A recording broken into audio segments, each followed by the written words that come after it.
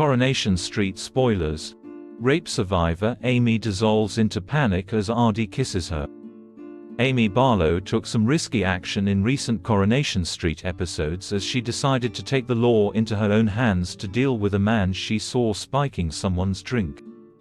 The scenes saw Aadi receive a message from Amy. When he drove to the club where she was with a man called Dan who could barely stand up. Amy explained she'd taken revenge on Dan for spiking another woman's drink and got Aadi to help her. Eventually they took Dan to A&E, but Amy was soon in trouble with the police when the hospital staff found that Dan had overdosed on GHD and could die. Aadi tried to cover for Amy, but DS Swain was suspicious. In upcoming episodes, there's a tense wait for Amy as she hopes that Dan won't be able to remember what happened to him before he passed out. DS Swain continues to question her, warning her that she could be facing 5 years in prison. It's a terrible ordeal for Amy, and Aadi makes it clear he's ready to support her throughout. And when he leans in for a kiss, she kisses him back. Suddenly she's overcome by a wave of panic and pulls back, leaving Aadi feeling awkward and worrying that he's made a huge mistake.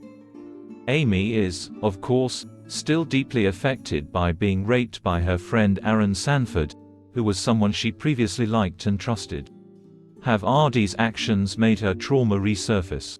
Corrie's boss Ian MacLeod told us that there will be a love story for Amy and Aadi as these events mark a turning point for the characters.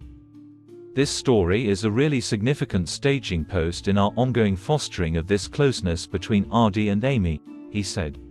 I sort of feel like them being best friends, and having each other's back, come what may, and this kind of really long-range love story that we're hoping to tell with them.